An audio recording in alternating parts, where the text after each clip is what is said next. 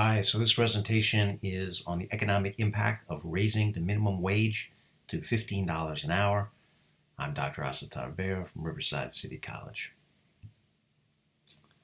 So the raising the minimum wage to $15 an hour is gotten a lot more attention over the last few years, and it's mostly due to this guy right here, Senator Bernie Sanders, who has called for an increase in the federal minimum wage to $15 an hour. In April of 2016, New York and California committed to doing that very thing, showing some of the impact of Senator Sanders' first run. So the current minimum wage at the federal level is $7.25 per hour, or $2.13 per hour for employees earning tips. And the federal minimum wage has not changed since 2009. Now, here's a chart which gives us some context, all right, some historical context, because, it sounds like a pretty big increase to go from 725 to 15. That's over a doubling. But the context is this, okay? The inflation-adjusted minimum wage is a lot lower than it used to be. The minimum wage goes back to 1938 when it was first legislated, and it was at that time 25 cents per hour. Okay, the minimum wage has to be changed by an act of Congress, and if it's not changed, even though it's never actually been decreased, if it's not increased as the cost of living increases, then what happens in real terms is that it goes down. Right, the 25 cents in 1938 is one thing. 25 cents today is something else, right? It buys a lot less. So what has happened is the increases legislated by Congress have in general been enough to raise the value of the minimum wage for a while, up until its peak in the 1960s, okay, the late 1960s. But since then, the increases in the minimum wage have not been rapid enough to overwhelm the cost of living increases, and so the real value of the minimum wage has gone down significantly. And of course that's true because it hasn't been raised in 11 years now. Down here we have the unadjusted, that's the nominal value of the minimum wage, and we can see that it's flat for these sometimes lengthy periods, and then it goes through an increase, right? So if it's flat for a lengthy period, that means in real terms it's going down. Now, if the minimum wage had kept pace with productivity, okay, productivity is a measure of how much value workers are producing per hour. If it had kept pace with that, then the value of the minimum wage would be far, far higher. It would be somewhere between maybe $18 to $20 an hour. So though it sounds like a big increase, it's really not. Now, this divergence between the real value of the minimum wage and productivity is not just true for minimum wage workers, it's true for almost all workers, all right? It's true for the 90%, the bottom 90% of U.S. workers. And this is a very new thing. For the history of capitalism, as far as we know it, real wages and productivity have moved together, okay, particularly over a long time period. So the current pattern is very unique. Now, what about the 10% of workers that for which this is not true? That is the top 10% of workers. There's no need to worry about them. They're doing fine, right? This is everyone else, everyone except for that top 10%. Okay, so here's the real value of the minimum wage, the federal minimum wage, in July 2009 dollars, right? That's the date that the last time the minimum wage was increased. So $7.25 was worth $7.25, of course, in July 2009. But you can see that buying power has gone down since then. And now, well, not now, but in 2018, 9 years later, it stood at $6.19 per hour. So this is a zoom in of what's been happening in the recent period. Now, in July of 2019, the House voted to raise the federal minimum wage to $15 an hour, but this bill was shut down in the Senate. Now, states have gone ahead of the federal government in a lot of cases. 24 states have increased the minimum wage at least once from 2013 to 2018, and a lot of these states now have minimum wages which are above, sometimes far above, the federal level. So here's a map which gives a state by state summary of which which states have higher minimum wage, and you can see a lot of these are significantly higher than the federal minimum wage, right? So look at California, $12, Arizona at $11, Colorado at 11.10. Now, not all are. Some of them have, are at the federal level. For example, here we have Wyoming and Idaho and Nevada. And Nevada is a little bit interesting because Nevada has a tiered level here. Um, uh, so some states have gone far ahead of the federal level, and that's interesting because that gives us some data about what's going on here. All right, so real wages have begun to increase in the last few years for the lowest paid workers, but on average, what's happened over the 10 to 12 years since the Great Recession began in 2008 is that wages have continued to go down. Uh, so let's take a look at this graph. This graph is kind of complicated. There's a lot going on in this graph, but this is changes in occupational real wages for the 10 largest occupations by quintile, right? So this is 2009 to 2018. And again, it's just for the 10 largest occupations. And by quintile, what we mean is the 20% of each, if we take all of these occupations and divide them into their median wages, right? And then take the bottom 20%, that's quintile 1, that's wages from $9.66 to $12.34 an hour. Quintile 2, $12.36 to $16.19 per hour, etc. Quintile 5, this is the highest paid of these occupations, $33.85 to $96.50 per hour. All right, and then we have all workers, not broken out by quintile. Okay, so we can see just for all workers. Now there's different time periods going on here. Okay, so the overall one is the 2009 to 2018. That's this maroon one, this dark red one. So we can see for all workers, there's been a slight decrease in their overall real wage during this 9-year period. All right. Now that decrease is actually pronounced for the top 3 quintiles, interestingly enough. Okay, so quintile 3, 4, and 5. These, and again, this is just the 10 largest occupations, but these occupations have seen their real wages are actually below where they were 9 years ago. Again, the median. All right. For the first 2 quintiles, the situation is a little bit different. All right. So the first quintile, this is the lowest paid workers of those top 10 occupations. Their wages are up slightly, okay, 3.6%. Now, all of that has occurred since 2014. So you can see they saw a decrease right away, 5.7%. This is 2009 and 2014. And then they saw an increase in the 4 years after that. All right. Now we could look at what's the effect of state minimum wage policy on all this. And again, we have 2 different comparisons here. Okay, so this brown gray here is states without minimum wage increases, and the maroon is states with minimum wage increases. All right, so what we can see here, and again, is by quintile. All right, so how is it affecting each group of workers? Okay, so the ones without a minimum wage increase saw declines in their median wage. The one in the first quintile. In the second quintile, there was a slight increase. Okay, the third and fourth and fifth had the regular pattern of where their wages went down. All right, those where there were minimum wage increases, they saw an increase. Right, we got a 3.8% increase in the first quintile, no change in the second quintile, and decreases in the rest. Right, so in these quintiles, the workers are a lot less affected by increases in the minimum wage because now we're getting above the minimum wage. All right, so the next question is, how would an increase in the minimum wage affect the economy moving forward?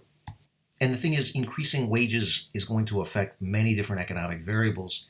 There isn't really such a thing as the economy in that sense, right? We have to talk about, well, what aspect of the economy are we talking about? Okay, so for example, we can consider employment, right? How is an increase in the minimum wage going to affect the number of jobs, the types of jobs, and so forth? We could look at prices. How would it affect the prices we pay for different things? We could look at how it affects the well-being of workers. We could look at how it affects businesses in terms of their profits or sustainability. We could look at overall economic growth. Here's the thing though, we don't really know for sure how any of these variables are going to be affected because the economy is very complex. I mean, we would have to make assumptions about what's going to happen, but since that's what economics is, we're going to do that, right? We have two ways of progressing using economic theory. We can use logical reasoning, all right? And we can look at the historical evidence, we can look at data, but both of these are limited, right? Logic only goes so far, and the data is far more limited, right? This has actually never been done to this extent. We've never had a minimum wage increase this large ever before. So both of them are limited. They don't tell us exactly what's going to happen, but still it's worth looking at. All right, so let's look at logic first, okay? And this connects with the material on supply and demand, which we just covered in the course and many people have studied. So increasing wages increases costs, right? The cost of labor is one of the costs that employers deal with.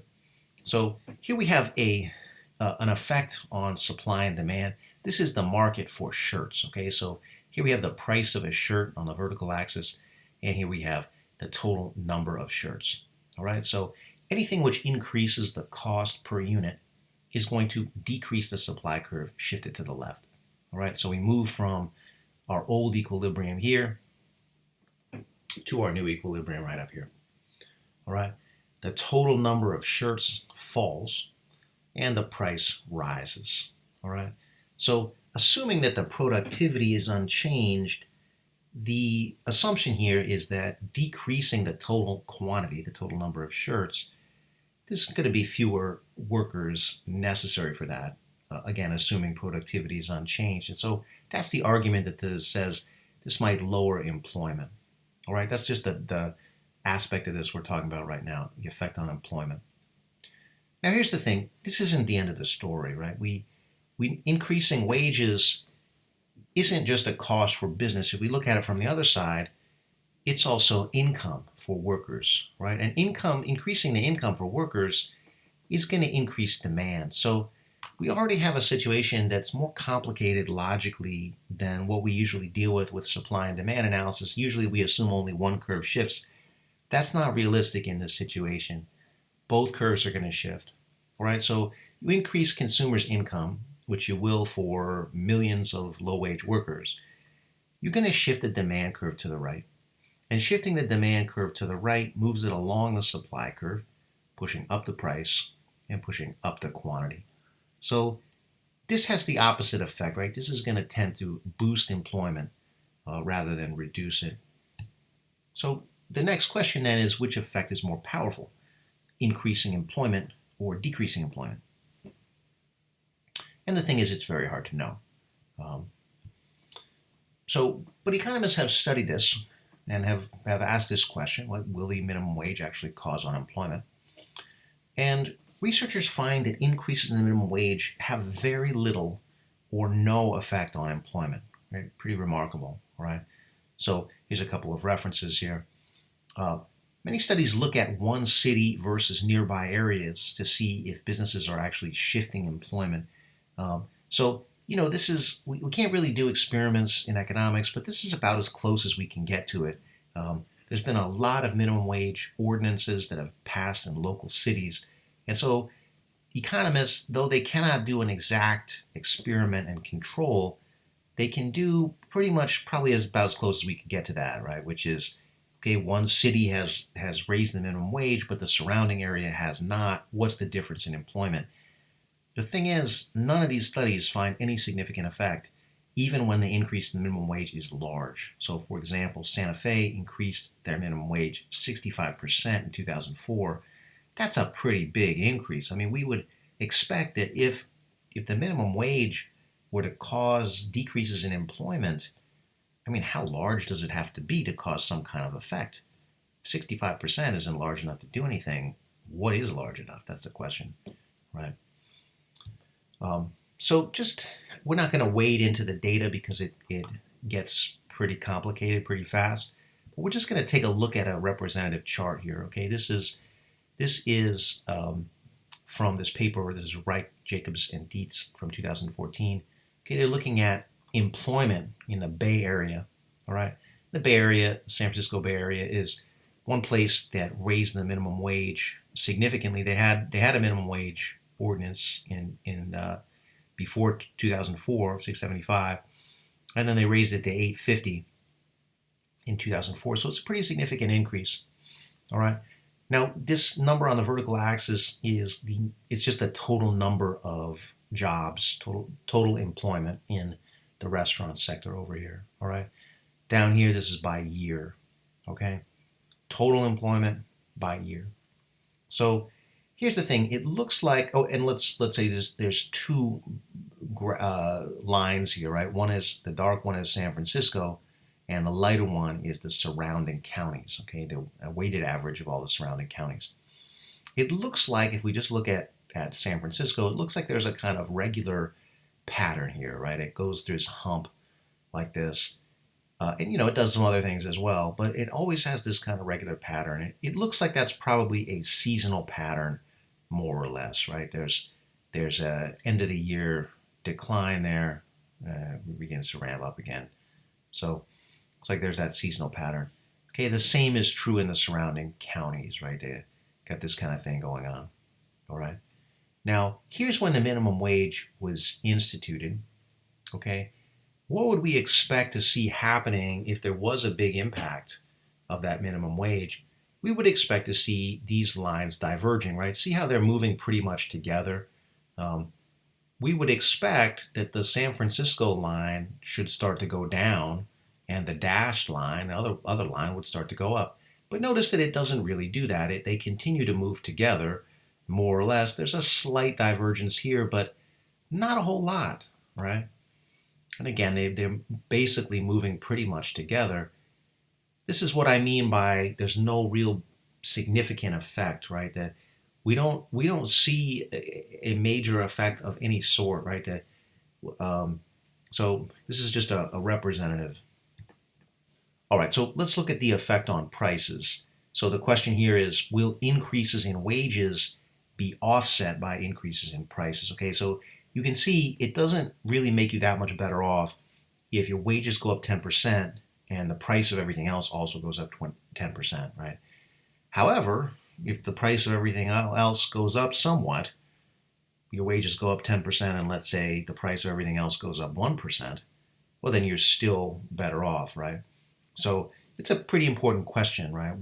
What happens to prices? And here we have a study that looks at this just for the restaurant industry, because the restaurant industry uses a lot of low-wage workers.